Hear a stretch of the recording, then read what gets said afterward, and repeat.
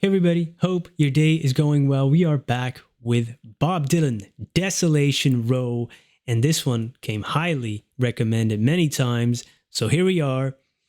I saw the length of the song this morning before I started recording, and then I said, you know what? Let me go for a run first. And now I'm caffeinated as well. I don't know if that's going to be a good thing or a bad thing, but here we are. We're going to jump into Desolation Row. After It's All Right, Ma, I'm Only Bleeding. Wow, my brain was somewhat fried, but that was amazing. If you haven't checked out that reaction, you want to see a man's mind get blown right in front of you, go check it out. Or stay here, and this probably will happen again. Let's go.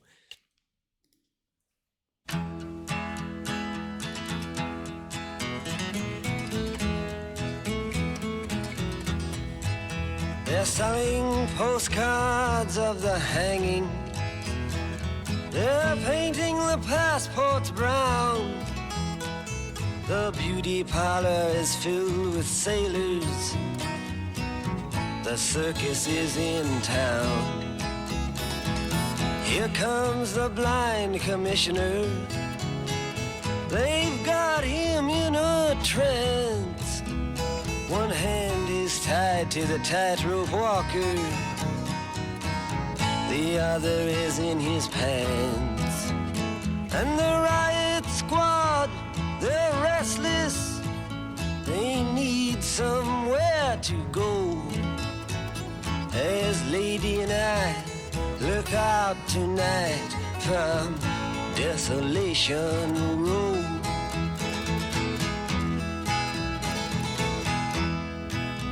Cinderella, she seems so easy.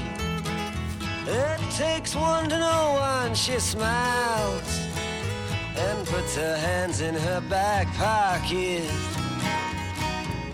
Betty Davis style.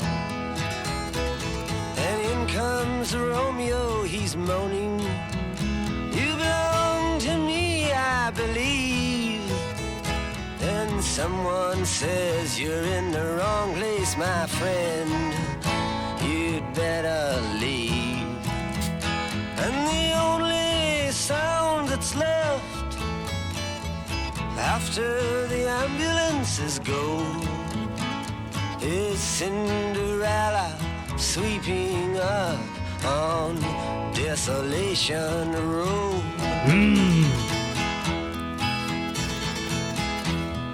Okay. Wow. Already packed. You know, just writing these two verses would be many artists' crowning achievement. We're only a few minutes in. Wow. Okay. This is, oh man. I think I probably would have a residency on Desolation Row if I'm,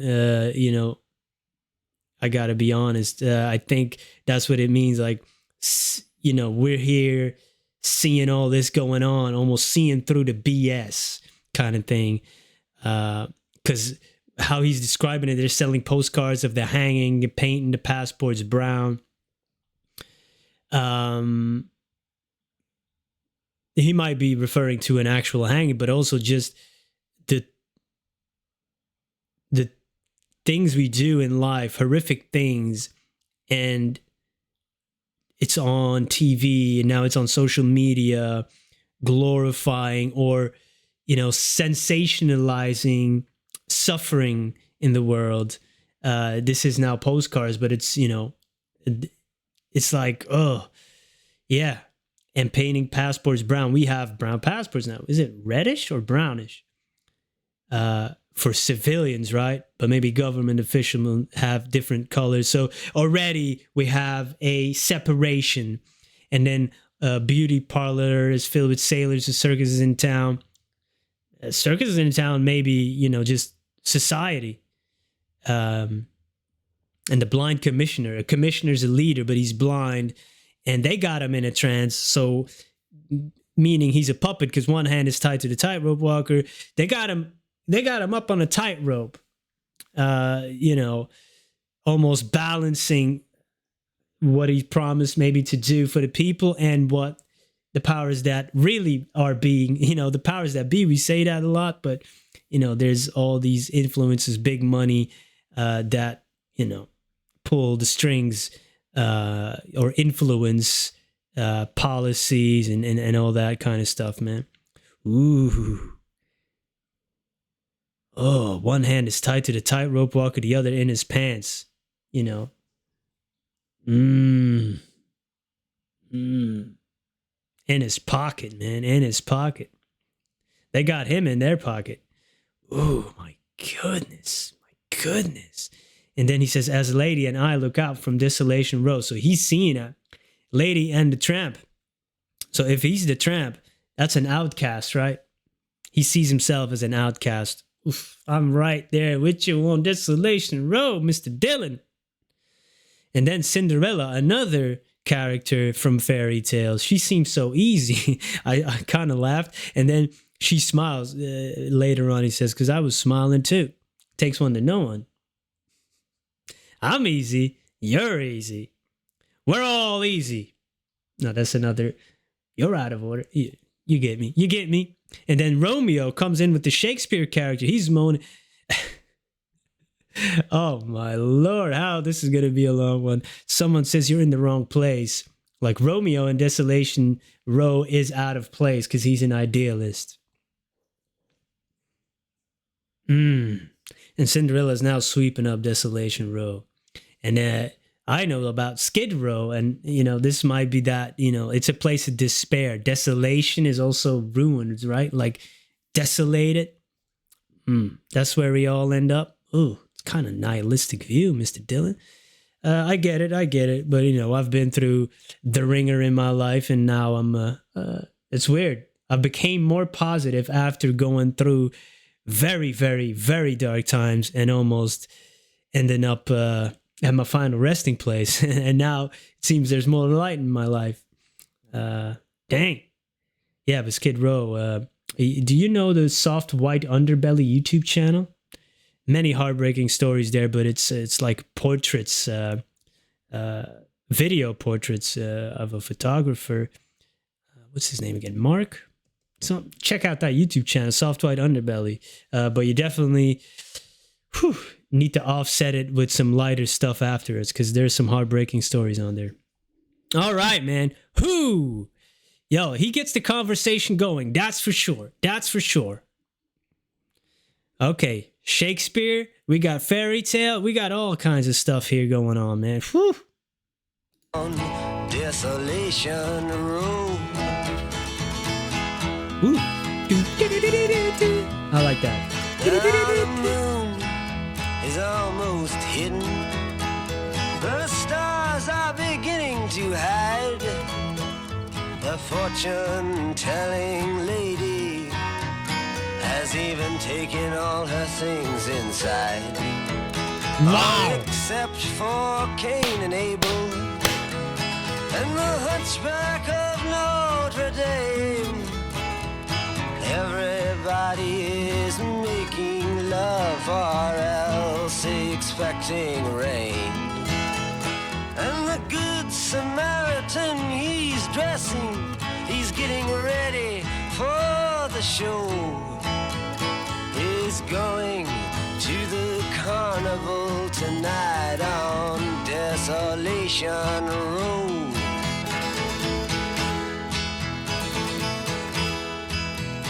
Ophelia, she's neath the window. For her I feel so afraid.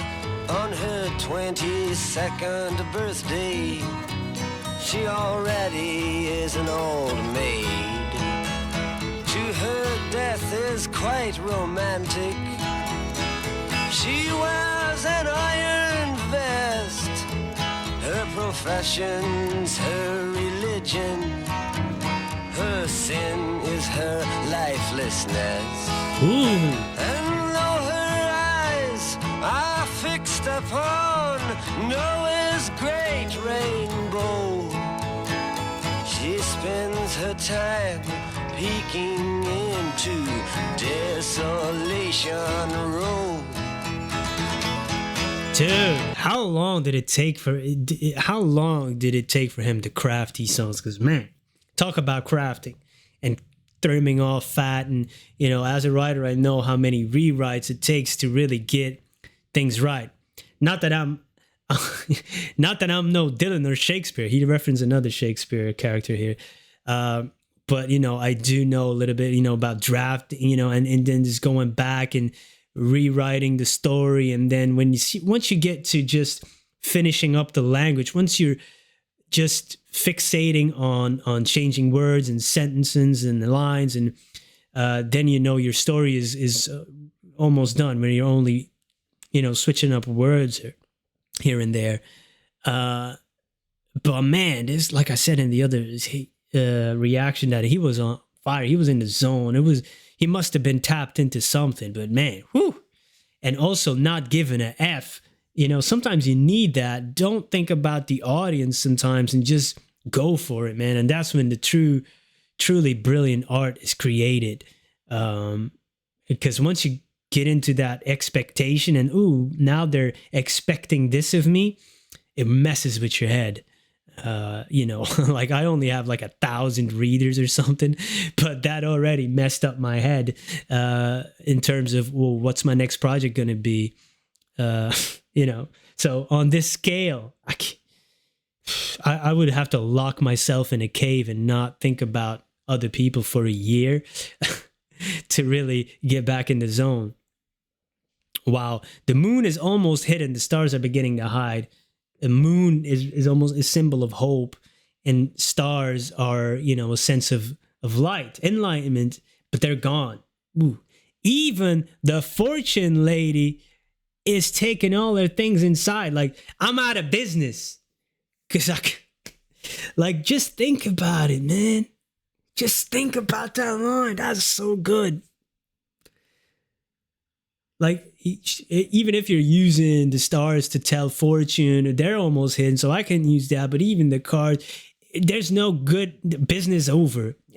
It's impending doom. Like, going to a little bit later, what line was it? Everybody's making love or else expecting rain is a sense of impending doom. Like soldiers or when a night before battle, sometimes lust kicks in, you know, because it's almost that instinct of survival. You want to continue the species here, you know. It's like the subconscious tells us procreate because there's impending doom. You got to make sure the human race survives. Yo, that line's going to be stuck in my head. The fortune-telling lady has even taken all the things. That's it. I'm out of business. And then he's saying biblical figures now. Cain and Abel, you know, those the brothers. One killed the other. Hunchback of Notre Dame. Deformities, depravity, that stays. Oh, wow. Now the Good Samaritan, he's getting ready for the show and going to carnival tonight on Desolation. Even he is going to this place of despair. And then Ophelia, he said, for her, I feel so afraid, because you should be. If you're familiar with Hamlet, you know, she ends up self-deleting because she can't get the love of Hamlet, right? Because he's gone mad. To her, death is quite romantic, but it's actually a sin, right? To her, sin is lifelessness. And then, through her eyes are fixed upon Noah's great rainbow. Again, a symbol of hope, just like moon and stars, man. I knew this was going to be. I knew it. To all the people that are here, thank you so much. I like to dive in deep. Who else can I talk to? Like if I have my friend, hey, you want to talk to about a one Dylan verse for about an hour? I'm going to say, get the hell out of here, dude. Get the hell out of here. All right, let's go. She spends her time peeking into Desolation Road.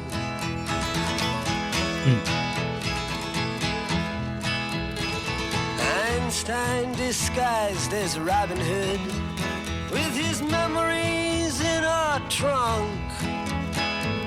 passed this way an hour ago with his friend, a jealous monk.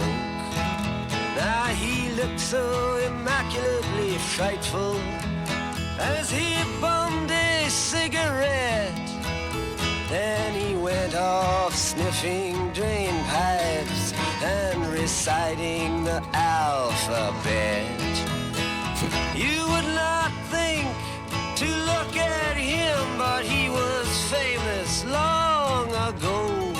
Wow. For playing the electric violin on Desolation Road.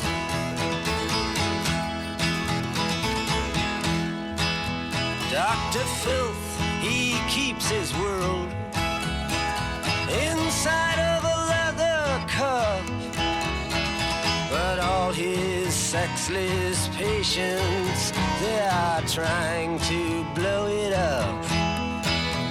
Now his nurse, some local loser, she's in charge of the cyanide hole, and she also keeps the cards that read, "Have mercy on his soul." What? They all play on the penny whistle. You can hear them blow if you lean your head out far enough from Desolation Road. What? Oh, I thought I was doing pretty good up until now. Okay. Yo, I need directions back to Desolation Road because I'm lost. I do that the Einstein reference. So even he is getting reduced to some, some dude on Desolation Road. Like you would not think to look at him, but he was famous a long time ago. Like imagine how many prophets, how many physicists, how many great musicians and geniuses are like in a place like Skid Row or in another place. I watch a lot of things about what's the name, Kensington Avenue in America, Philadelphia, I believe it is. It's tough, man.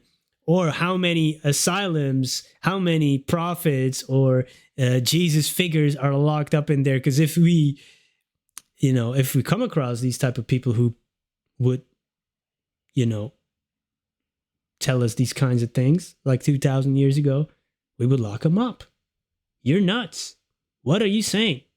But also just bad luck, addiction, depression, anxiety, all these afflictions of modern society affect us.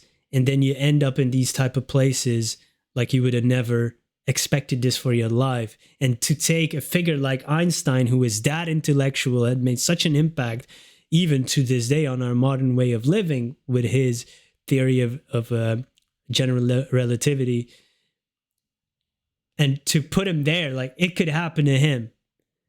He's Robin Hood,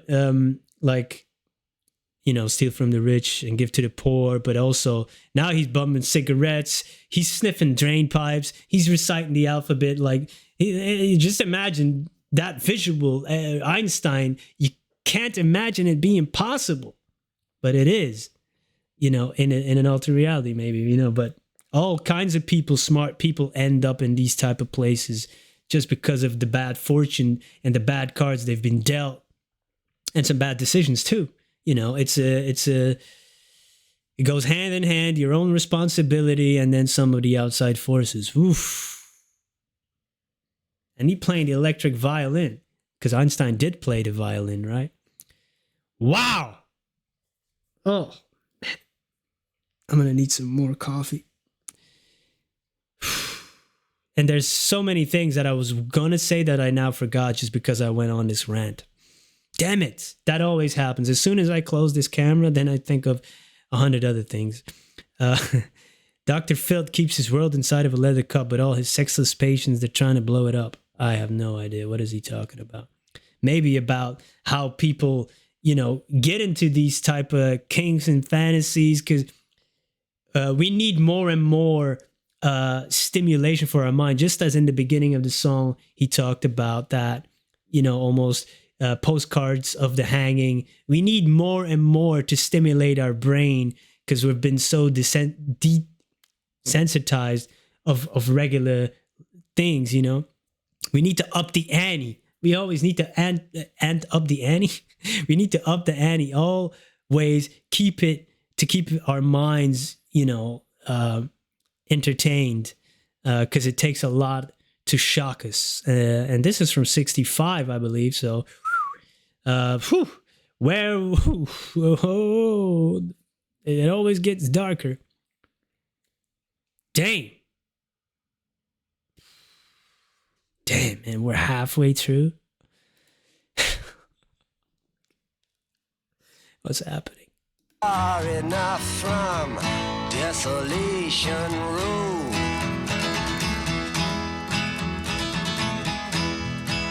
Across the street, they've nailed the curtains. They're getting ready for the feast. The Phantom of the Opera in a perfect image of a priest. Here are spoon-feeding Casanova to get him to feel more assured.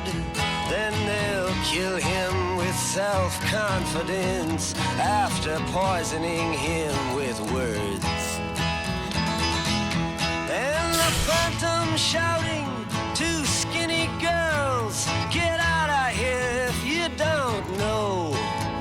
Casanova is just being punished for going to Desolation Row.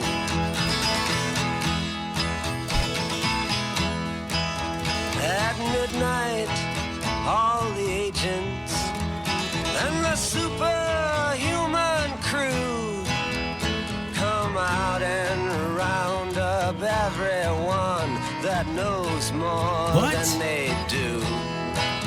Then they bring them to the factory where the heart attack machine is strapped across their shoulders, and then the kerosene is brought down from the castles by insurance men who go check to see that nobody is escaping to Desolation Row. Ooh.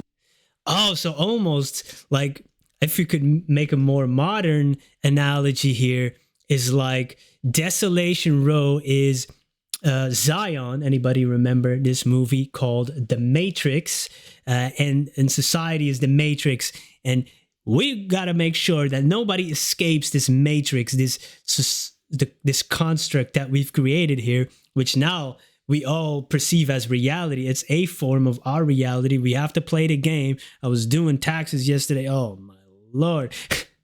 Like, we have to do these these rules and stuff that we made up, and now we're so deep in them that we can't escape it. Because if you want to have a life, you have to abide by these rules, or you have to live off the grid and make sure you're self-sufficient or something.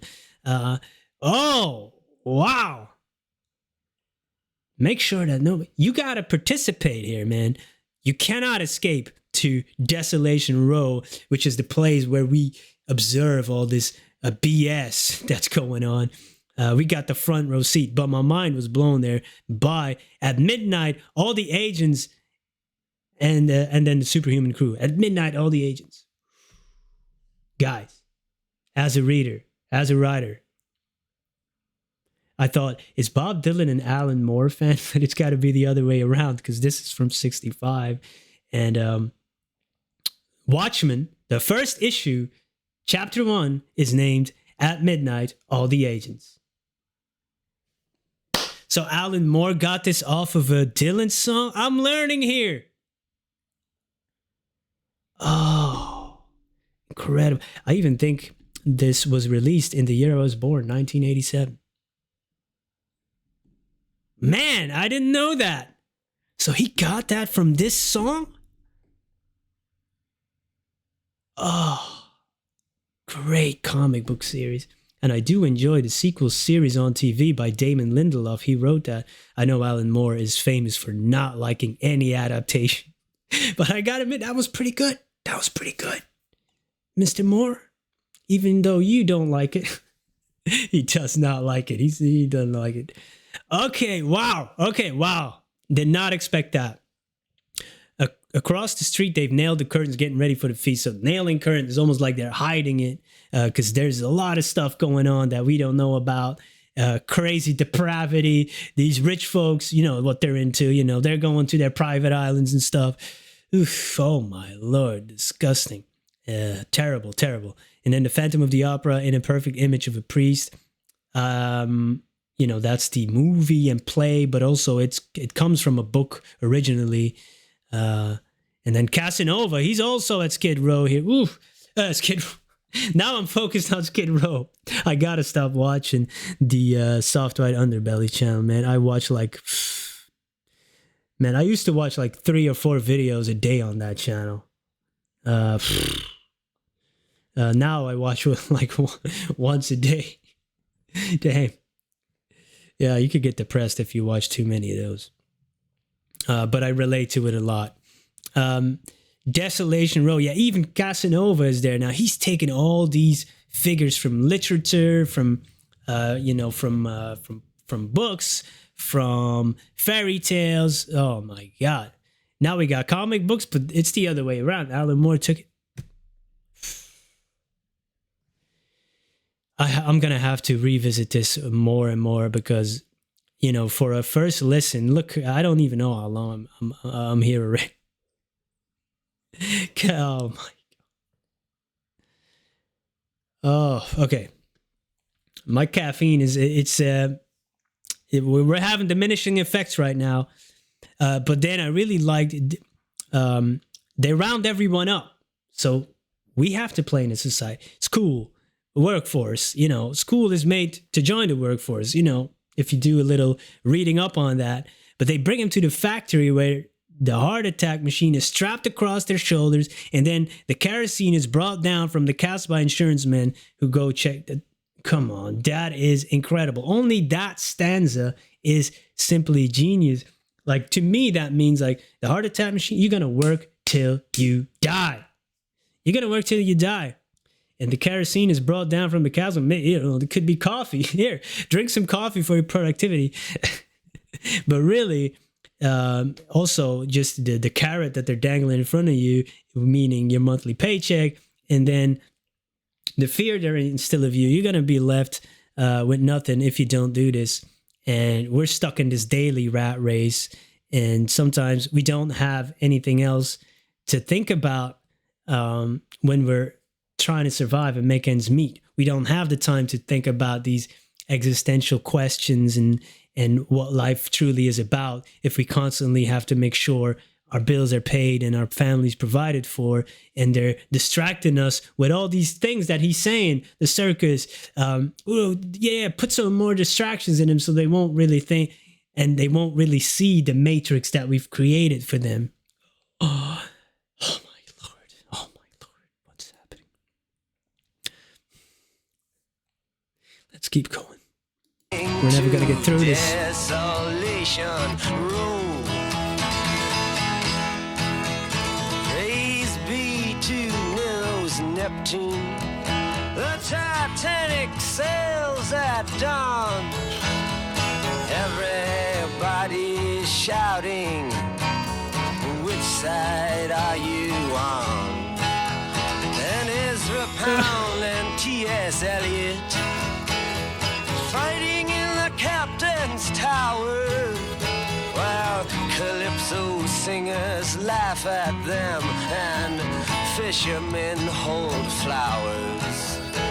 Between the windows of the sea where lovely mermaids flow, and nobody has to think too much about Desolation Row.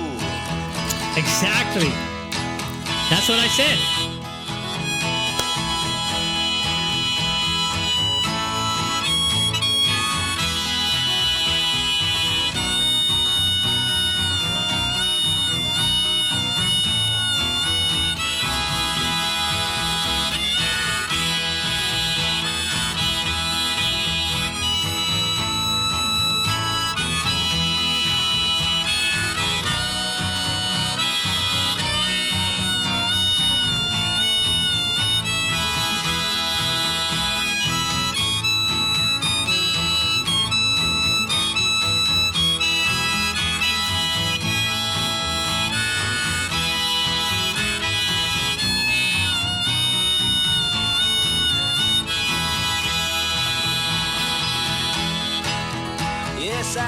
received your letter yesterday about the time the doorknob broke.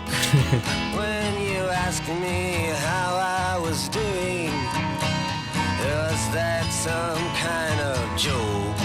All these people that you mentioned, yes, I know them, they're quite lame. I had to rearrange their faces and give them all another name. Right now, I can't read too good. Don't send me no more letters, no. Not unless you mail them from Desolation Road. Wow.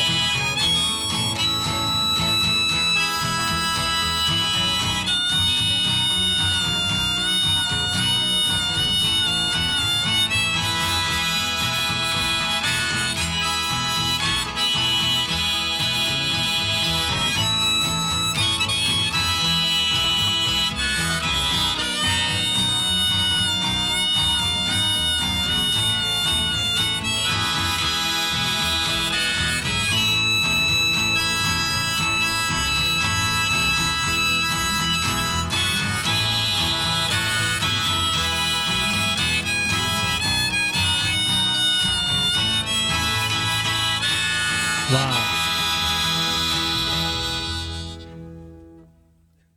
Wow. Incredible. Incredible. And this is definitely a song I resonate with in terms of, you know, society and this construct. I've had lifelong struggles with it because I feel like, you know, it's not a one size fits all, right? But everybody has to fit in it. It's like, you know, square peg, round hole kind of thing. And a lot of us have a hard time dealing with it because you can kind of see through it. But if we say how we feel, people are looking at us crazy. What are you saying? This is real life. This is life. This is reality. You know, all that. And I feel like it's part of it, but it's not the whole thing. You know, there's more to it.